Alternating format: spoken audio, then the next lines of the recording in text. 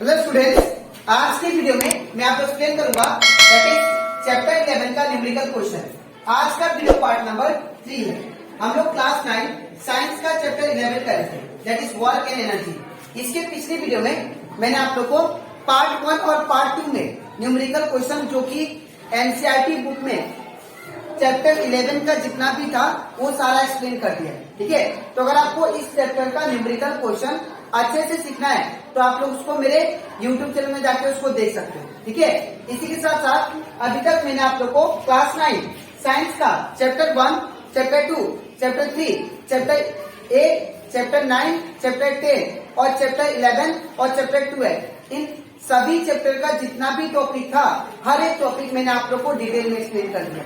ठीक है, तो अगर आपको सारा टॉपिक और चैप्टर 8, 9 और 10 का न्यूमेरिकल क्वेश्चन अच्छे से सीखना है तो आप लोग उसको मेरे YouTube चैनल में जाकर उसको देख सकते हो। ठीक है, मैंने हर एक टॉपिक और जितना भी न्यूमेरिकल क्वेश्चन था वो सारा एक्सप्लेन किया। ठीक है, तो स्टार्ट करता था क्लास। यहाँ पे हम लोग को क्वेश्चन नंबर 3 में दिया गया है दैट इज ये न्यूमेरिकल क्वेश्चन आप लोग का page number that is 152। Page number 152 में जो क्वेश्चन नंबर 3 है वो न्यूमेरिकल क्वेश्चन मैं आप लोग को अभी एक्सप्लेन करूंगा। ठीक है, तो यहाँ पे दिया गया है the kinetic energy of an object. जो काइनेटिक एनर्जी है एक ऑब्जेक्ट का जिसका मास m है moving with the velocity 5 metre per second. मतलब एक ऑब्जेक्ट है जिसका वेलोसिटी जिसका रफ्तार है वो कितना दिया है 5 मीटर पर सेकेंड और उसका जो काइनेटिक एनर्जी है वो आपको 25 जूल दिया है। तो हम लोग जानते हैं काइनेटिक एनर्जी किसको बोलते हैं, the energy due to motion of the object. तो अगर कोई भी ऑब्जेक्ट मोशन करता है तो उसको हम लोग क्या बोलते हैं, काइनेटिक एनर्जी। ठीक है, उसके अंदर कौन सा एनर्जी है, काइनेटिक, बिकॉज वो मोशन कर रहा है। ठीक है, तो यहाँ पे आप लोग को एक ऑब्जेक्ट का काइनेटिक एनर्जी दिया है जो कि 25 जूल है। ठीक है, और जो रफ्तार से चल रहा है वो ऑब्जेक्ट वो कितना है 5 मीटर पर सेकेंड। ठीक है, तो आपको कंडीशन क्या दिया है, फाइंड क्या करना वो देखिए। What will be it's kinetic energy, उसका काइनेटिक एनर्जी क्या होगा जब हम लोग वेलोसिटी को डबल कर दें। ठीक है, पहले कितना वेलोसिटी कर रहा था 5।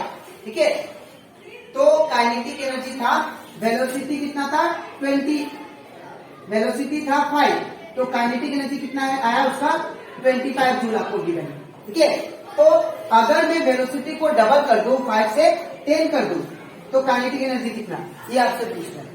ठीक है, और अगर मैं काइनेटिक एनर्जी को यहाँ पे और एक क्वेश्चन बोला है, इसमें 2 क्वेश्चन है।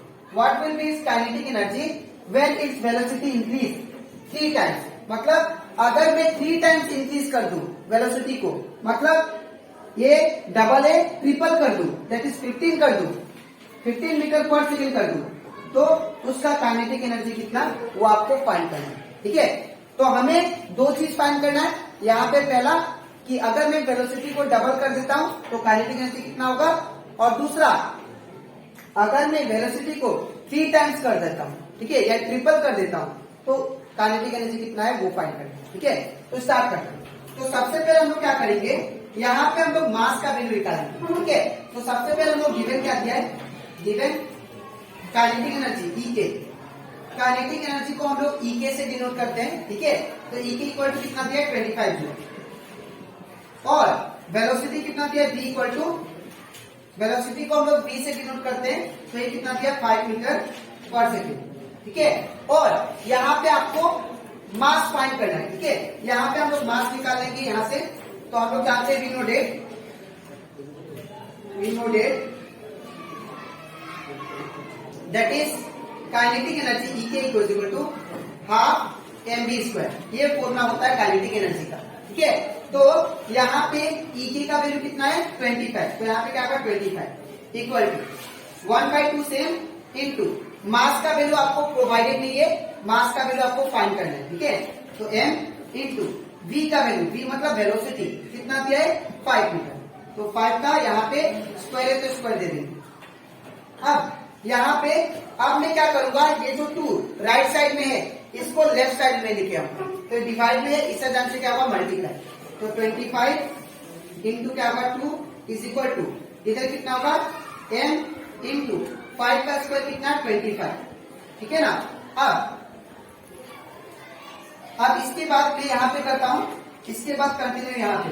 अब 25 टू द कितना होता है 50 इज इक्वल टू ये कितना हो जाएगा। अब ये जो 25 आपको दिखाई दे रहा है ये इंटू में है, मैं इसको राइट साइड लेके आता हूँ, सॉरी लेफ्ट साइड। तो 25 जो राइट साइड में है इसको लेफ्ट साइड लेके आने से क्या होगा, इंटू है तो इस साइड से डिवाइड, ये होगा 25।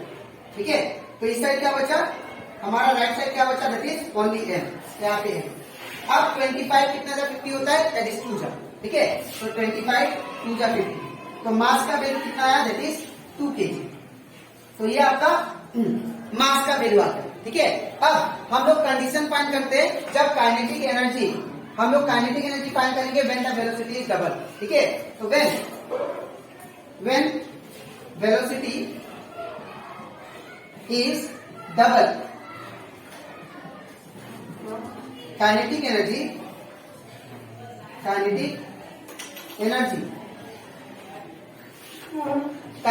क्या होगा तब, तो यहाँ पे को क्या बोला, वेलोसिटी इज डबल, है ना। तो वेलोसिटी अगर डबल करेंगे तो v इक्वल टू क्या होगा, पहले जो 5 था अब डबल करने से कितना होगा 10। ठीक है, तो यहाँ पे कितना होगा 10 मीटर पर सेकेंड। ठीक है, 10 मीटर पर सेकेंड। तो यहाँ पे जब वेलोसिटी को डबल करेंगे तो पहले 5 था तो अभी क्या लिखेंगे 10। ठीक है, अब हम लोग पुट करते हैं देयरफॉर काइनेटिक एनर्जी निकालते हैं, E equal to half m v square. तो यहाँ पे हाफ का हाफ कुछ नहीं मतलब इंटू m का वैल्यू कितना, तो m का वैल्यू 2 इंटू v का वैल्यू कितना, तो v का वैल्यू आपका 10, तो यहाँ पे 10 का यहाँ पे स्क्वायर का स्क्वायर। ठीक है, अब यहाँ पे ये 2 से ये 2 कैंसिल हो जाएगा। ठीक है, तो ये 2 से 2 कैंसिल, तो क्या है, दैट इज 10 का स्क्वायर 100, तो आपका 100 जूल। तो कहने का मतलब अगर हम लोग वेलोसिटी को डबल करते हैं तो हमारा काइनेटिक एनर्जी कितना होगा, दैट इज 100 जूल। ठीक है, अब तो यहाँ पे E के इक्वल टू कितना आ गया, दैट इज 100 जूल जब हम लोग वेलोसिटी को डबल किए तो। ठीक है, अब यहाँ पे जब हम लोग अब वेलोसिटी को मुझे क्या करना है, 3 टाइम्स करना है इंक्रीज। ठीक है, तो यहाँ पे when velocity is increased, when velocity is increased by 3 times, तो यहाँ पे वेलोसिटी कितना हो जाता, पहले 5 था अभी 3 टाइम्स इंक्रीज करो, तो 3 टाइम्स मतलब 3 से मल्टीप्लाई कर देना, 3 इंटू 5 मीटर पर सेकेंड, तो ये कितना होगा, that is 15 metre per second. ये आ गया आपका वेलोसिटी 3 टाइम्स का। ठीक है, अब हम लोग को काइनेटिक एनर्जी निकालना है जब वेलोसिटी 3 टाइम्स होती है। ठीक है, तो देयरफॉर काइनेटिक एनर्जी E के इक्वल टू क्या होगा, हाफ m v स्क्वायर। ठीक है, तो हाफ का हाफ इंटू, अब इसके बाद मास का वैल्यू कितना दिया है, तो मास का आपको वैल्यू 2 यहाँ पे निकाला मैंने, तो वो पुट करेंगे इंटू v का वैल्यू कितना, तो v का वैल्यू यहाँ पे आपको 15 दिया है, तो यहाँ पे क्या होगा 50। ठीक है, इन प्लेस ऑफ v, तो ये 2 से 2 कैंसिल। अब 15 का स्क्वायर, तो 15 का स्क्वायर मतलब 15 इंटू 50, ये कितना होगा, दैट इज 225 जूल। तो ये आपका आ गया काइनेटिक एनर्जी जब हम लोग वेलोसिटी को 3 टाइम्स करेंगे। ठीक है, तो आई होप आपको ये क्वेश्चन अच्छे से क्लियर होगा। ठीक है, तो आपको लिखना कैसे मैं बता देता हूँ। सबसे पहले ये पार्ट, इसके नीचे आपको ये लिखना है और इसके नीचे आपको ये लिखना है। ठीक है, तो ये कंप्लीट करता हमारा, that is example, that is numerical question of page number 152। अब इसके नेक्स्ट स्लाइड में मैं आपको कराऊंगा बाकी जो बचा न्यूमेरिकल क्वेश्चन एनसीईआरटी का वो। ठीक है, तो इसके बाद हम करते that is next question, that is example 11.5। ये जो नेक्स्ट न्यूमेरिकल क्वेश्चन है ये आप लोगों का पेज नंबर 153 में। ठीक है, एनसीईआरटी बुक में।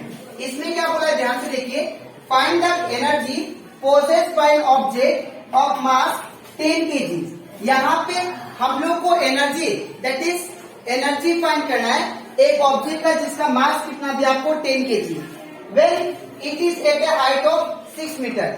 मान लीजिए ऑब्जेक्ट हो गया जिसका मास आपको 10 kg दिया। ठीक है, और ये एक पर्टिकुलर हाइट पे है। ठीक है, ग्राउंड से ये आपका ग्राउंड हो गया, ग्राउंड, और ये एक पर्टिकुलर हाइट पे, दैट इज कितना हाइट पे, दैट इज यहाँ पे दिया गया 6 मीटर। ठीक है, तो ये 6 मीटर हाइट पे है जिसका बॉडी का मास कितना है 10 kg। ठीक है, अब यहाँ पे आप लोग को और एक चीज दिया गया यहाँ पे, that is acceleration due to gravity. वो कितना दिया, 9.8 मीटर पर सेकेंड स्क्वायर। ठीक है, तो यहाँ पे हम लोग को यहाँ पे अगर देखिए आप लोग, जब भी हाइट रिलेटेड एनर्जी होता है तो कौन सा एनर्जी होता है, दैट इज पोटेंशियल। तो इसमें जो फॉर्मूला यूज करेंगे हम लोग फाइंड करने के लिए, कौन सा यूज करेंगे, दैट इज पोटेंशियल एनर्जी का। ठीक है, तो यहाँ पे सबसे पहले गिवन